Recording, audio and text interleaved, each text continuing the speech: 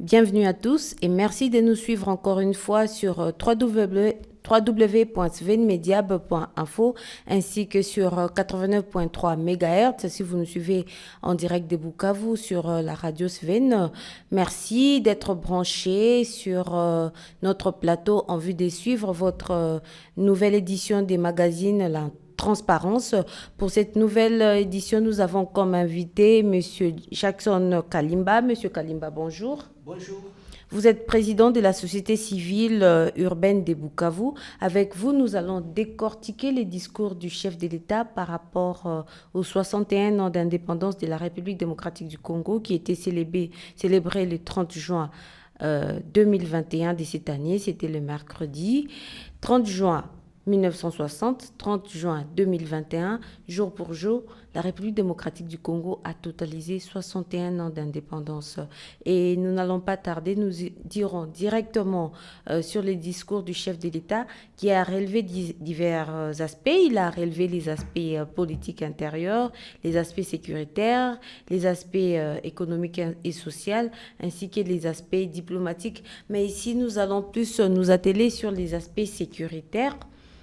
Étant donné que la République démocratique du Congo, durant plus de 20 ans, a un problème de paix, le chef de l'État s'est félicité d'avoir décrété l'état de siège au Nord Kivu et en Ituri. Il a dit que cet aspect des choses est apprécié par la population. Quelle est votre réaction par rapport à ces discours du chef de l'État? Merci beaucoup, madame, pour la parole nous accordée. Et nous, comme société civile urbaine de Bukavu, nous avions bien suivi les discours du chef de l'État avec beaucoup d'intérêt. Mais malheureusement, nous constatons que le chef de l'État, depuis qu'il a prêté serment, il ne donne que des discours que nous, comme société civile, n'avons jamais vu des résultats escomptés. Vous avez suivi que le chef de l'État a parlé de l'état des sièges, qu'il y a des améliorations. Et à notre niveau, à notre analyse, et ce que nous sommes en train de voir, l'état des sièges a été instauré par le chef de l'État pour lutter contre l'insécurité dans le Nord Kivu et à Ituri. Mais aujourd'hui, l'état des sièges n'a pas encore apporté des résultats escomptés attendus par la population parce que les paisibles citoyens sont toujours tués à Ituri. Même au Sud Kivu, même ailleurs, il y a toujours insécurité grandissante au niveau de notre pays. Nous pensons que les chefs de l'État devraient développer des stratégies pour bien payer les militaires et les policiers et cela pouvait nous aider aussi à lutter contre cette insécurité. Donc, vous n'êtes pas satisfait du discours des chefs de l'État, mais qu'est-ce que vous auriez voulu qu'ils disent? Parce que c'est ce qu'il a trouvé qu'il peut dire. Oui, il passe encore des promesses, vous allez dire qu'il continue à faire des promesses. Oui, nous pensons que depuis qu'il est là, il nous a, en suivant son slogan « Le peuple d'abord », nous avons bien suivi les chefs de l'État. À un certain moment, il disait qu'il a été bloqué par les amis du FCC, mais dès lors qu'il a déjà la majorité, il devrait déjà travailler pour l'intérêt de notre communauté. Mais aujourd'hui, les chefs de l'État devraient tout faire pour matérialiser ces discours. Nous ne voulons pas, il est temps pour nous qu'il quitte les théories et des spéculations et qu'il donne la place à l'action. La population a besoin de la sécurité et nous voulons que la population soit sécurisée. Si nous parlons de la ville de Bukavu, du jour au jour, les paisibles citoyens sont attaqués. Je vous parle, madame, depuis janvier jusqu'à mai, d'après notre monitoring, nous avons rencontré, il y a eu 23 cas de justice populaire au niveau de la ville de Bukavu. 48 personnes ont été tuées et plus de 100 maisons visitées, plus de 12 personnes qui ont été braquées et les enfants et des enlèvements. Et jusque-là, ce sont des discours. Nous voulons voir que la population soit sécurisée, pas non plus qu'hier qu'il y a une personne qui a été attaquée aussi. Même cette situation continue toujours au Nord Kivu, ça continue toujours à Ituri, jusqu'à ce quand nous, comme population, nous serons toujours en train d'écouter les discours qui n'apportent rien comme résultat escompté. Mais quelle est la recommandation que vous pouvez faire au chef de l'État? Parce que cette insécurité n'est pas qu'au nord Kivu, n'est pas que dans la province du sud Kivu et dans la province de l'Ituri. La province du sud Kivu et surtout la ville de Bukavu est aussi concernée par Bon, la situation d'insécurité. des recommandations qu'on peut donner au chef de l'État par rapport à l'insécurité que nous sommes en train de connaître au niveau de la ville de Bukavu et au nord Kivu et au sud Kivu. Les mécanismes d'aider à tellement échoué, même si on pouvait faire l'état de siège, il y a des gens qu'on va amener de la forêt pour les amener dans des familles, mais ces gens ne sont pas accompagnés. Moi-même, j'ai été à Nyamunyuni. Vous rencontrez les gens qui ont accepté de quitter la bourse, mais ils sont là, ils sont abandonnés, personne qui les encadre, ils sont obligés de rentrer encore au niveau de là où ils étaient. Mais aussi, il y a un manque des emplois aux jeunes. 80% des jeunes sont des chômeurs. Ils sont obligés de quitter leur famille et rentrer dans la forêt, et beaucoup de gens parviennent à semer l'insécurité grâce à cela. Donc, le gouvernement devrait développer des mécanismes de création d'emplois pour les jeunes, mais aussi de pouvoir bien payer les policiers et les militaires. Je pense que cela mettra fin à l'insécurité dans notre pays. Le chef de l'État a également relevé l'aspect de la pandémie à Covid-19 qui met en mal l'économie de la République démocratique du Congo. Et maintenant, vous lui demandez d'avoir tous ces mécanismes-là. Où est-ce qu'il va trouver les moyens pour tout ça? Oui, je pense que la pandémie à Covid-19 ne pourrait pas rester comme un alibi pour les chefs de l'État, parce que dès lors qu'il y avait pandémie, on ne va pas nous dire que nous, comme population, on n'avait jamais payé des taxes. On paye toujours des taxes et on ne sait pas où est-ce que l'argent là allait, qu'on payait nous comme population. Parce que cela risquerait aussi d'amener même les chefs des quartiers, même les bourgmestres, pour dire que non, si il y a de la saleté dans nos caniveaux, nous n'avons pas de moyens pour les faire parce qu'il y a eu la pandémie. Donc c'est une question de responsabilité que les chefs de l'État, malgré la pandémie, il y a d'autres pays qui se sont développés, même s'il y a eu la pandémie. Je parle au niveau de... Vous avez vu la Chine, dans peu d'États on a construit des hôpitaux, il y a d'autres pays où on a construit des routes. C'est une question de responsabilité, mais pour moi, même si la pandémie a été là et la pandémie a bougé les économies du monde, mais cela ne restera pas des raisons pour dire qu'on ne peut pas honorer des promesses qu'on a données à la population. On ne peut pas honorer les promesses qu'on a données à la population. Vous continuez à nous suivre sur www.svnmediab.info ainsi que sur 89.3 MHz si vous nous suivez à partir de Bukavu à travers la radio Sven. Sur les plans économiques, le chef de l'État s'est félicité de la stabilité du cadre macroéconomique après une période de Covid, comme je vous ai dit, ainsi que il s'est également félicité sur le plan monétaire, il s'est félicité de la forte augmentation du crédit ainsi que d'une accumulation des réserves d'échange à fin juin 2021. Mais je veux quand même comprendre avec vous, Monsieur Jackson Kalimba, comment cette stabilité du cadre macroéconomique n'arrive pas à se sentir au niveau du social de la population. Bon, ça c'est énervant, ça c'est pouvoir jeter des discrédits sur la population. Quand vous trouvez un enseignant licencié, mais qui a 180 000 francs, mais le chef de l'État cherche à nous parler de la stabilisation des macroéconomiques, ça c'est énervant. Mais aussi, vous allez remarquer, madame, que nous sommes en train de vivre une colonisation économique au niveau de notre pays et au niveau de notre ville, parce que tout ce que nous mangeons, c'est importé, même du piment, même des tomates, c'est importé au Rwanda. Et ça, on va parler que nous sommes indépendants. Nous ne sommes pas indépendants, madame. Au contraire, les chefs de l'État devraient développer des mécanismes, parce que 61 ans après, nous avons quelques entreprises au niveau du site Kivu qui n'existent plus. Mais depuis ce jour-là, il n'y a pas eu de mécanismes que les dirigeants ont mis sur place pour que nous puissions avoir quelques entreprises que nous avons créées nous-mêmes congolais. Je parle de la laiterie de Bouchi, sucrerie de Kiliba, je parle aussi de la Tolenki, je parle de cimenterie de Katana, carrelage de Birava, mais aussi ces entreprises étaient là pour donner des emplois aux jeunes pour donner des emplois à la population. Même l'avenir industriel aujourd'hui, on a donné ces noms parce qu'il y avait beaucoup d'entreprises qui étaient à l'avenir industriel. Mais jusqu'à aujourd'hui, ça n'existe pas. Qu'est-ce que les chefs de l'État a fait ou les gouvernements pour qu'aujourd'hui nous puissions nous prendre en charge, que nous ayons nos propres entreprises? Et c'est ce qui crée l'insécurité au niveau de la ville parce que les gens n'ont pas d'emploi. Et cela trouve que nous sommes toujours colonisés, nous ne sommes pas indépendants parce que nous dépendons toujours, tout le monde, pour avoir de l'emploi, il faut aller dans la politique, ou pour avoir de l'emploi, il faut chercher à entrer dans des entreprises publiques, or que l'État lui-même ne pouvait pas donner de l'emploi aux jeunes, ne peut pas donner des entreprises publiques, ne peut pas avoir la capacité qu'on peut donner de l'emploi à tout le monde. Mais aussi les jeunes qui parviennent aussi à créer des entreprises. Qu'est-ce que l'État fait? Dans d'autres pays, l'État parvient à donner des crédits aux jeunes entrepreneurs. Ici, c'est nous, ça ne se peut pas. C'est ça l'indépendance, madame. C'est ça l'indépendance pour nous. Mais pour nous, on rencontre que les dirigeants n'ont pas parvenu à capitaliser les intérêts de la population comme c'était attendu.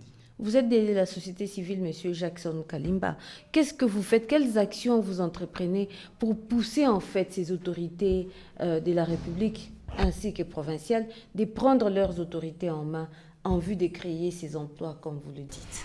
Oui, madame, ce que nous faisons à notre niveau comme société civile, nous parvenons à sensibiliser la population, mais aussi des jeunes, de vivre l'autonomie financière. Moi-même qui vous parle, je suis un jeune entrepreneur. Je suis directeur d'une entreprise appelée IBTC, une entreprise que moi-même j'ai créée depuis 2017, une entreprise qui encadre les jeunes ici. C'est un problème que moi j'avais vu au niveau du pays et je me suis dit au niveau de la ville qu'on peut apporter des solutions. Comment expliquer, madame, que pour faire même des designs au niveau du pays, il faut apporter des main-d'œuvre locales. Pour filmer, beaucoup déjà devraient terminer 5 à 3 ans pour faire leur mariage, mais n'ont pas vu leur CD parce qu'il y a eu manque de professionnalisme dans ce qu'on faisait. Mais pour avoir des sites, création de sites web au niveau de notre ville, on devrait aller à l'extérieur pour amener des gens. Moi-même, je me suis dit, en tant que jeune, je dois aller apprendre ceci pour aussi parvenir à former d'autres jeunes. C'est ainsi que j'ai créé cette entreprise, mais depuis aujourd'hui, j'ai déjà formé plus de 200 jeunes. Et d'autres jeunes ont parvenu à former les entreprises et d'autres jeunes juste aujourd'hui de l'autonomie financière. C'est ça ce que nous faisons à notre niveau comme jeunes pour apporter un plus au sein de notre communauté. Si tout le monde, dans ce qu'il fait, comme Sven le fait pour édifier la population pour le changement de la mentalité, et tout le monde dans ce qu'il fait dans ce secteur devrait travailler pour notre pays. C'est ça l'indépendance que nous voulons, que nous avons voulu attendre. Mais les jeunes déplorent la multiplicité des taxes. Vous avez dit que vous avez créé une petite et moyenne entreprise. Comment se fait-il qu'il y ait cette multiplicité des taxes qui décourage l'entrepreneuriat des jeunes? Et qu'est-ce que vous faites par rapport à ça? Oui, nous avions remarqué que les jeunes, bien sûr, déplorent des multiplicité des taxes parce que beaucoup de jeunes ne savent pas aussi s'informer. Parce que nous, à notre niveau, nous sommes informés les taxes que nous devons payer dans notre secteur. Parce que moi, j'ai fait notre entreprise œuvre dans la communication. Nous faisons des formations de la nouvelle technologie de communication avancée et nous sommes informés qu'est-ce que nous devons payer et nous parvenons à les payer depuis l'année que nous avions existé. Mais aussi, vous retrouvez qu'il y a des gens, parce qu'il y a des gens aussi qui ne veulent pas payer des taxes comme jeunes, même si on doit créer, mais on ne peut pas accepter qu'on puisse avoir de l'argent qu'on a, mais on ne voulait pas aussi payer la DGI, on ne pouvait pas payer l'État, mais ça revient aussi à notre niveau, aussi ce que nous payons pour demander notre contrepartie à l'État, que nous avions payé des taxes, il faut faire ceci pour nous. Et voilà ce que nous faisons, mais l'État devrait donner un moratoire à des jeunes qui parviennent à créer les entreprises, au moins 2 ans, 1 année, jusqu'à ce qu'on puisse se stabiliser 6 mois, et après là-bas, on peut commencer déjà à demander aux gens de payer des taxes. Mais vous allez remarquer aussi, il y a des jeunes aussi qui n'acceptent pas aussi de payer, de pouvoir créer. Ne tous n'attendent que d'avoir des postes dans des entreprises. Il y a des gens qui ne veulent pas commencer petit pour devenir grand. Et c'est ça ce que nous pouvons faire à notre niveau. Si vous arrivez au Rwanda, dans d'autres pays, vous allez remarquer qu'il y a des jeunes qui réfléchissent autrement par rapport à ce que nous faisons. Mais c'est peut-être parce qu'ils ne savent pas par où commencer. Oui. Quand on a fini les études, par exemple, en droit, on ne sait pas par où commencer pour créer de l'emploi. Oui, c'est ça. Qu'est-ce qui devrait être fait normalement? Ce qui devrait être fait normalement ici chez nous, il y a des facultés, pour moi, que je trouve qui n'ont pas de sens au niveau de notre pays. Aujourd'hui, vous pouvez arriver, vous lancer l'offre, où vous allez chercher les gens qui ont fait soit la maçonnerie, ingénierie, vous allez remarquer que vous allez retrouver peu de gens. Mais cherchez en droit, les gens qui ont fait les droits, vous allez trouver 80% des gens, 80% presque au niveau de la ville. Et donc, les parents devraient adapter les enfants à faire aussi des formations des métiers. Parce que pour moi, je pense que les métiers restent aussi les socles de tout développement. Parce qu'on ne pouvait pas tout attendre de l'État, mais aussi nous devons nous prendre aussi en charge. 61 ans après l'indépendance de la République démocratique du Congo, qu'est-ce qu'on peut retenir de vous, M. Jackson Kalimba? Le pays est à quel niveau? Nous avons avancé ou nous avons reculé? Nous avons avancé, madame, parce que si on parle même au niveau de la justice, vous allez rencontrer qu'il y a l'impunité qui bat record. Les accords qu'on a parlé du chef de l'État a signé. Nous avons reculé. Nous avons reculé. Les chefs de l'État pouvaient signer des accords qui devraient essayer de l'arme des multiples des Congolais que nous avions connus. Les accords pour instituer le tribunal sur le Congo, qui devrait vraiment essayer de l'arme des gens qui ont été enterrés dans des fosses communes, de mamans qui ont été violées. C'est ça ce que nous pouvons du tout attendre de l'État. Mais aujourd'hui, on rencontre que la justice est pour les faibles, mais pour les forts, la justice ne pèse pas. Et donc, il y a aussi des règlements de comptes au niveau de la justice. Nous avons reculé parce que depuis, si vous rencontrez des universités que nous avons au niveau de notre ville, ISP, ISDER, ISTEM, vous allez rencontrer que jusqu'à aujourd'hui, il n'y a pas d'autres universités que nous-mêmes, nous avons créées de notre moyen. Regardez des maisons que nous avons, les maisons de ONEL. Nous n'avons pas d'autres maisons que nous avons créées, seulement peut-être les maisons préfabriquées que les chefs de l'État pouvaient nous amener, que nous n'avons jamais vues. Mais vous allez rencontrer que nous-mêmes, Congolais, c'est que les Blancs nous avons laissé, nous n'avons pas eu le temps de pouvoir bien sauvegarder cela. Il faut passer à Bagira, il y avait des quartiers E, quartiers C, mais des carreaux qu'on pouvait retrouver par terre. C'est nous les Congolais qui parvenaient à détruire ça et partir avec ça. Même il faut passer à la tenue d'Ibanda pour voir des carreaux qu'on devait avoir. C'est nous-mêmes qui parvenons à venir détruire, partir avec ça. Donc le pays a reculé. Il n'y a pas eu des avancées après l'indépendance jusqu'à aujourd'hui. Quel message pouvez-vous lancer aux Congolais en particulier, ainsi qu'aux autorités en général par rapport à ces 61 ans d'indépendance? Les messages que je peux lancer d'abord aux Congolais, nous devons prendre conscience et nous devons aimer ce pays. Chacun, partout où il se trouve, il doit apporter un plus pour changer ce pays et pour que ce pays soit indépendant. Mais aussi aux dirigeants, ils doivent savoir que tout ce qu'ils donnent comme discours. Nous avons connu 18 ans de Kabila. Si Kabila travaillait bien, aujourd'hui, il avait déjà terminé à construire des routes, à donner de l'eau à la population dans des quartiers. Aujourd'hui, le président qui devrait commencer notre chantier par le chantier que Kabila avait déjà fait. Vous avez rencontré que jusque-là, nous n'avons pas encore eu des dirigeants patriotes qui prennent conscience par rapport aux problèmes qui guettent notre communauté. Nous pensons qu'il y a encore beaucoup de choses à faire parce que c'est anormal que nous quittons pour arriver au Bujumbura. Nous, comme population, nous devons passer par les Rwandais et puis nous allons dire que nous sommes indépendants. Ça, c'est une humiliation. Donc, les dirigeants doivent prendre conscience avec ce que nous payons comme taxes de pouvoir nous donner les contreparties et cela amènera à ce que ce pays puisse trouver l'indépendance. C'est par cet appel de M. Jackson Kalimba, qui était notre invité, que nous mettons un terme à votre magazine La Transparence. Je vous rappelle qu'il est le président de la société civile urbaine de Bukavu. Merci et continuez de nous suivre sur www.svenmediab.info. Merci M. Jackson Kalimba. Merci, nous disons merci à tous les auditeurs de la radio des changements de la mentalité, la radio Sven. Et à très prochainement. Merci.